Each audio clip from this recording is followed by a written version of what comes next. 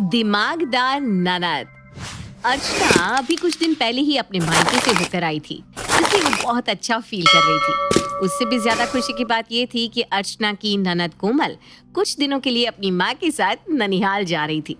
अर्चना को इतना खुश देखकर अर्चना का पति मुकेश कहता है, अरे क्या बात है अर्चना, आज तो तुम बहुत खुश लग रही हो। इस बार मायके वालों ने कुछ ज्यादा ही प्यार दे दिया क्या, जो इतनी खुश नजर आ रही हो। मेरे मायके वाले तो हमेशा मुझे बहुत प्यार देते हैं, पर मेरी खुशी का राज तो कुछ और ही है। अच्छा, ऐसी कौन सी खुशी मिल गई है तुम्हें? खुशी की बात तो है ही, आखिर कुछ दिनों के लिए ही सही, पर आपकी दिमागदार ननद अपने ननिहाल तो गई। अब वहां के लोगों का दिमाग खा रही होगी और कुछ दिनों के लिए मुझे मिलेगी शांति, परम शांति। अर्चना की ये बात सुनकर मुकेश हंस पड़ता है। मुकेश को इस तरह से हंसता देख अर्चना को गुस्सा आ जाता है और वो अपने पति से नाराज होते हुए कहती है, ऐसा कौन सा जोक मार दिया मैंने जो इतनी तेज से हंस रहे हो? तुमने कोई जोक नहीं मारा, पर जो तुम्हारी खुशी है ना, बस चंद ही मिनट में खत्म होने वाली है, क्योंकि माँ जिस गाड़ी से जा रही थी वो गाड़ी खराब हो गई और वो लोग वापस आ रहे हैं। अब मेरी प्यारी बहना कहीं नहीं जा रही। इतना बोलकर मुकेश वहां से चला जाता है। ये खबर सुनकर बेचारी अर्चना के तो होश ही उड़ जाते हैं और वो बेड पर बैठ जाती है। कुछ देर बाद उसे अपनी सास की आवाज सुनाई देती है और उसका मुंह बन जाता है। अर्चना बहू, अरे अर्चना बहू, जरा एक गिलास पानी तो लेकर आ, प्यास के मारे गला सूखा जा रहा है। भगवान जी, आपसे मेरी थोड़ी सी भी खुशी बर्दाश्त नहीं होती क्या? माँ आ गई अच्छी बात है, पर कोमल को तो अपनी नानी के पास जाने देते, कुछ दिन का तो सुकून मिलता मुझे। भगवान, ये क्या किया आपने? इतना बोलकर अर्चना अपना सर पकड़कर बैठ जाती है। आप सभी यही सोच रहे होंगे ना कि आखिर अर्चना अपनी ननद से इतना परेशान क्यों है। आइए देखते हैं अर्चना अपनी ननद से इतना परेशान क्यों रहती है। सास की आवाज सुनकर अर्चना जल्दी से पानी लेकर जाती है, जहां वो देखती है कि काफी देर से शोभा के फोन पर फोन आ रहे हैं। माँ जी, आपने अपना फोन साइलेंट पर रखा है क्या? कब से आपका फोन बजे जा रहा है? अरे बहू, मैं अंगूठा छाप, अब मुझे कहाँ पता ये स्मार्टफोन कैसे चलाया जाता है। पता नहीं कब से बजा जा रहा है, मुझे तो समझ में भी नहीं आ रहा कि इसे उठाऊं तो कैसे। शोभा की ये बात सुनकर कोमल फोन उठाकर अपनी माँ को दिखाती है और कहती है, माँ मुझे बताती तो मैं आपको सिखा देती कि फोन कैसे उठाते हैं। ये देखो, मैंने कितनी आसानी से इस फोन को उठा लिया। कोई सा भी फोन हो, फोन को ऐसे ही उठाते हैं। कोमल, माँ जी को भी पता है कि फोन हाथों से इसी तरह से उठाया जाता है, पर यहाँ माँ जी ये कहना चाहती है कि कॉल कैसे उठाए ताकि माँ जी फोन पर बात कर सके। तो ऐसा बोलना चाहिए था ना माँ को। क्या माँ, कभी भी ना बातों को क्लियर नहीं करती हो और ना ही पूरा बोलती हो। चलो, मैं अब फोन उठाती हूँ और तुम बात करो। इतना बोलकर कोमल फोन उठा लेती है और जैसे ही अपने हाथ में रखती है, एक बार फिर अर्चना कोमल से कहती है, कोमल, अब फोन उठा ही लिया है तो उसे स्पीकर पर रख दो ताकि हम सबको पता चल सके फोन किसका है। ठीक है भाभी, अभी फोन को स्पीकर पर रख देती हूँ, 1 मिनट रुकिए। इतना बोलकर कोमल फोन को ले जाकर म्यूजिक स्पीकर के ऊपर रख देती है। ये देखकर अब शोभा और अर्चना दोनों अपना सर पकड़ लेती हैं और एक बार फिर अर्चना कोमल से कहती है, मेरी प्यारी ननद जी, फोन को स्पीकर पर रखने से मेरा मतलब था कि फोन का जो स्पीकर है ना, उसके ऊपर रखो ताकि हम सब सुन सके। अरे तो ऐसा बोलना चाहिए था ना भाभी, माँ के साथ रहकर आप भी उनकी तरह बन गई हो। 2 मिनट रुको आप। इतना बोलकर समझदार कोमल फोन के ऊपर स्पीकर रखने लगती है। ये देखकर जल्दी से अर्चना कोमल के पास जाती है और उसके हाथ से फोन ले लेती है। ये तूने सही किया बहू, वरना ये बेवकूफ लड़की आज हमारा नुकसान ही कर देती। माँ, मैं आपकी बेटी हूँ, पर आप ना हमेशा भाभी की साइड लेती है। मैंने तो वही किया जो भाभी ने कहा। भाभी को ही सोच समझ कर बोलना चाहिए ना। आप और भाभी ना कभी बातों को क्लियर नहीं करते। हाँ हाँ कोमल, तुम बिल्कुल सही कह रही हो। तुमने बिल्कुल वही किया जो मैंने कहा था। गलती तो मेरी है जो मैं तुम्हें कुछ समझा नहीं पाती। तुम जाकर आराम करो, फ़ोन को हम देख लेंगे कि फ़ोन को स्पीकर के ऊपर रखना है या उसके नीचे। अब कोमल आराम से अपने कमरे में चली जाती है और अर्चना एक बार फिर अपनी सास को फ़ोन लगा कर दे देती है और रसोई में खाना बनाने के लिए चली जाती है। अब इसी तरह से कुछ दिन बीत जाते हैं और एक दिन मुकेश खाना खाते हुए सबसे कहता है, मेरी 3-4 दिन की ऑफिस की छुट्टी है। मैं सोच रहा हूँ इन छुट्टी में हम कहीं बाहर चले। अच्छा हुआ बेटा जो तेरे ऑफिस की छुट्टी पड़ गई।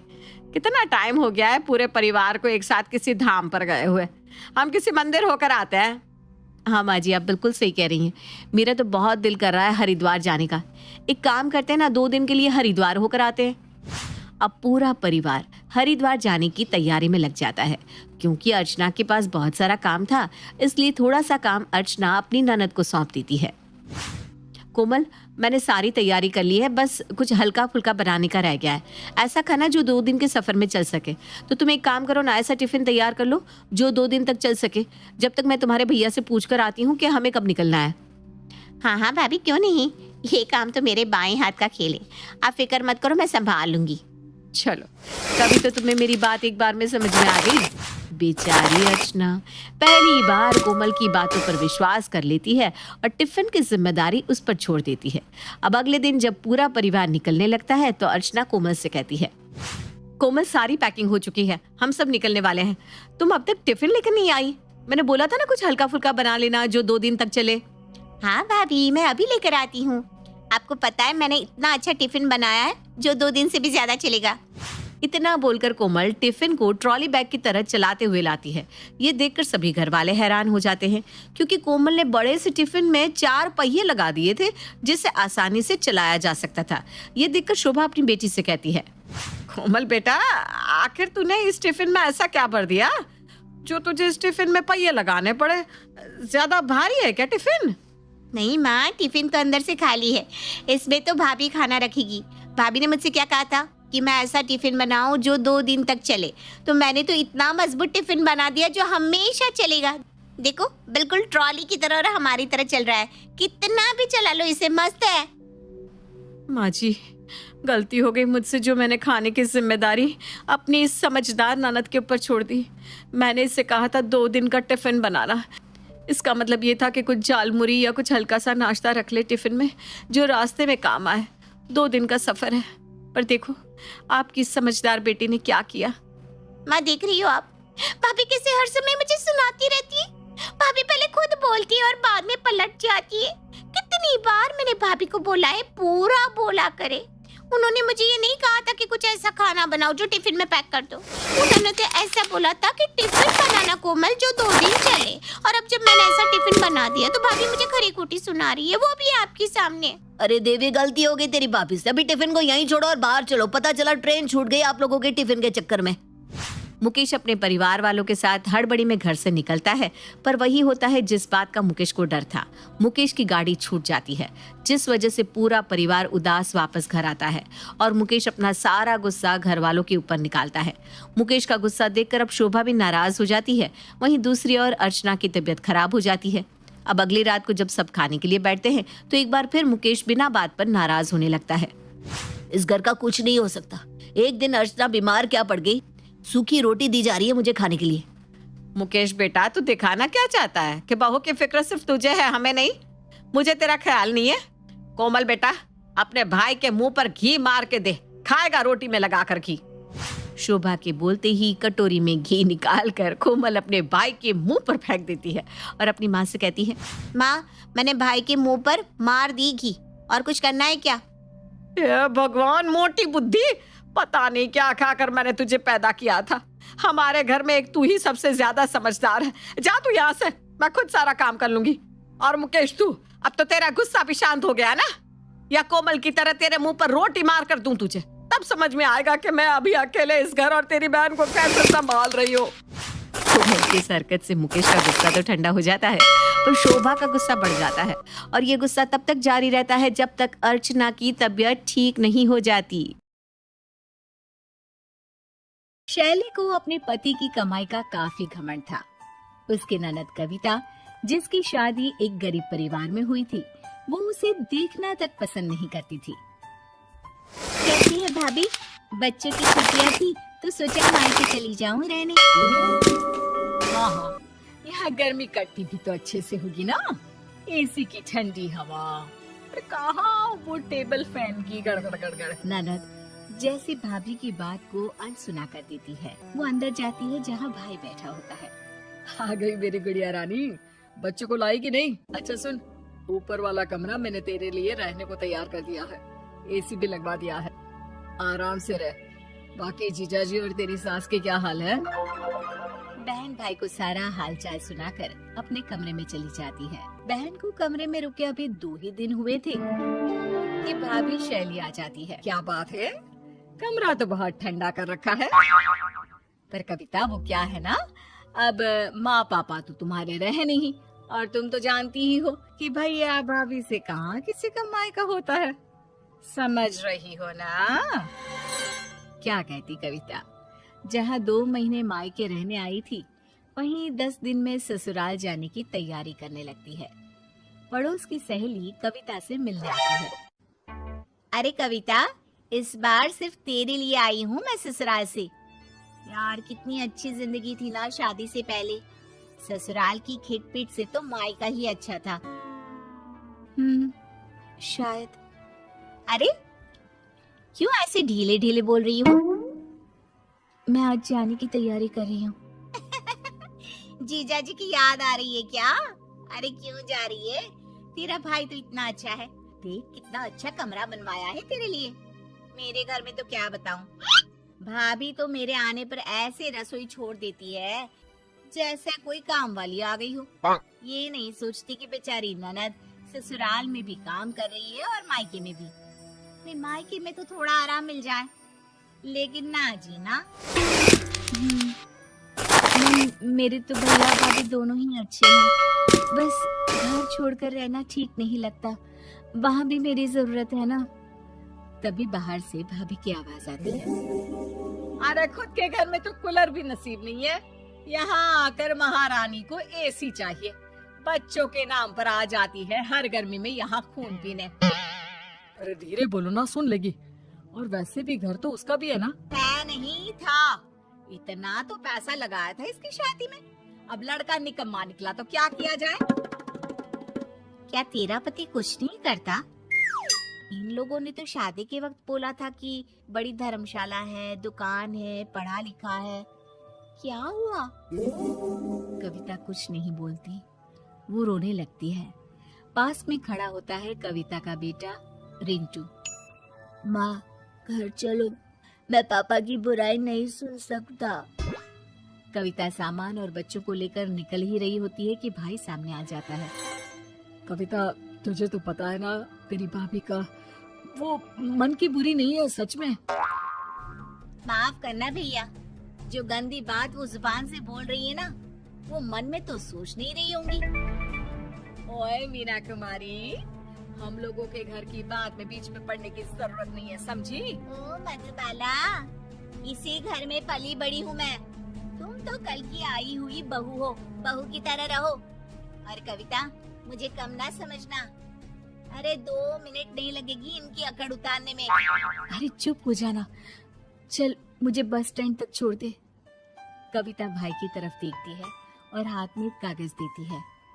भैया ये इनका रिज्यूम है, कहीं पर नौकरी हो तो। भाई के हाथ से कागज लेकर वापस कविता के ऊपर फेंक देती है। अरे कोई नौकरी वोकरी नहीं है, हम लोगों का बिजनेस है और किसी को अपने बिजनेस में घुसाने की जरूरत नहीं है, समझे? कविता रोने लगती है और रो रो कर घर से चली जाती है। शैली का बेटा बोल पड़ता है। माँ, बुआ क्यों रो रही थी? रिंटू भैया क्यों चले गए? अरे चुप कर, जा जाकर पढ़ाई कर। भैया क्यों रो रही थी? बड़ा आया बुआ का भतीजा। देखो शैली, ये तुमने अच्छा नहीं किया। घर की बेटियां घर से रोते हुए जाए, ये ठीक नहीं होता। बेटी? अरे ननद है ननद मेरी, जिनकी बेटी थी वो तो चले गए। खैर, कहते ना मायका तो मायका ही होता है। किसका छूटा है जो कविता का छूट जाता? भाई, मैं आपके घर इसलिए आई हूँ क्योंकि मुझे रिंटू की पढ़ाई के लिए पैसे चाहिए। 12 तक की तो पढ़ाई मैंने जैसे तैसे करवा दी, लेकिन आगे की पढ़ाई के लिए मुझे पैसों की जरूरत है। आप मदद करेंगे ना? हाँ, क्यों नहीं। कहाँ हुआ है इसका एडमिशन? IIM में हुआ है मामा। वाह भैया, आपने कैसे निकाल लिया कैट का एग्जाम? सुना बहुत मुश्किल होता है। नहीं नहीं, ऐसा कुछ नहीं है, बस दिल लगा कर पढ़ाई करो, कुछ मुश्किल नहीं है। तू निश्चिंत होकर घर जा। इसके कॉलेज की डिटेल और अकाउंट नंबर शेयर कर, मैं पैसे डाल दूंगा। मामा, कोर्स पूरा होते ही जैसे ही नौकरी लगेगी, मैं वादा करता हूँ सबसे पहले आपके पैसे वापस करूंगा। ठीक है बेटा, वैसे भी तेरा मामा किसी काम का नहीं रहा तुम लोगों के लिए। अब तो कुछ करने का मौका मिला है। उन लोगों के जाने के बाद क्या क्या करने आए थे ये लोग? ये कैसा पैसा मांग रही थी? हाँ, अरे माँ, रिंटू भैया ने IIM में दाखिला ले लिया है, समझ रही हो? वहाँ से पढ़कर निकलने वाला हर लड़का लाखों का होता है। तब तो पैसा देने की बिल्कुल जरूरत नहीं है, समझे? मैं नहीं चाहती कि कल को वो हम लोगों के बेटे से ज्यादा पढ़ा लिखा बने। मामा क्या करता, बीवी की बात मान लेता है और बहन को बहाने से मना कर देता है। लेकिन कहते हैं ना, इरादे नेक हो तो भगवान भी मदद करता है। रिंटू पढ़ लिख कर अच्छी नौकरी करने लगता है कि एक दिन शैली कविता के घर आती। कविता, पता है ना, तेरे भतीजे की कोई नौकरी नहीं है, बिजनेस भी तेरे भाई का अच्छा नहीं चल रहा। तू जरा रिंटू को बोलकर उसकी नौकरी की बात कर लेना। ठीक है भाभी, मैं रिंटू को बुला देती हूँ, आप खुद ही बात कर लीजिए। मैं नौकरी तो जरूर लगवा दूंगा मामी, लेकिन सिर्फ मामा का मुंह देखकर, क्योंकि आपके तो कर्म ऐसे है ही नहीं कि आपके साथ कोई अच्छा करे। मेरी पढ़ाई तो हो गई, लेकिन आपने कोई कसर नहीं छोड़ी थी उसे रुकवाने की। लेकिन मामा ने हम लोगों का हमेशा साथ दिया। कर्मों का फल है मामी सब। मुझे माफ कर दो कविता, घमंड में मैं ये भूल गई थी कि किसी का भी वक्त बदलते देर नहीं लगता।